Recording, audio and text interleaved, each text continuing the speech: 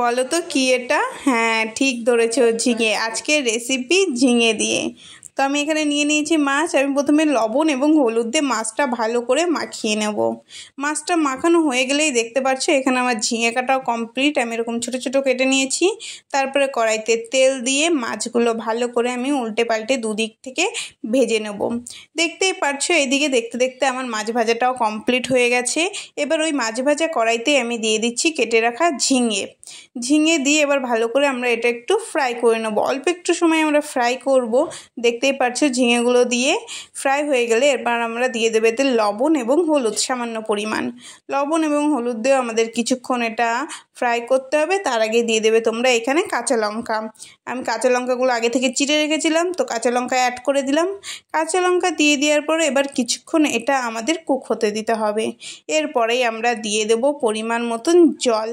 এখানে আমি জল দিয়ে দিয়েছি। এরপরে আমরা এটা কিছুক্ষণ ফুটতে দেবো। দেখতে পাচ্ছ আমি এখানে ফুটতে দিচ্ছি। বেশি জল তোমরা অ্যাড করবে না, কম জলই দিয়েছি। এরপরে কড়াইতে একটু তেল দিয়ে আমি দিয়ে দিচ্ছি রাঁধুনি ফোড়ন। রাঁধুনি দিয়ে দেওয়ার পর আমাদের যে তরকারিটা আগে করে রেখেছিলাম সেটা উপরে দিয়ে দিলাম।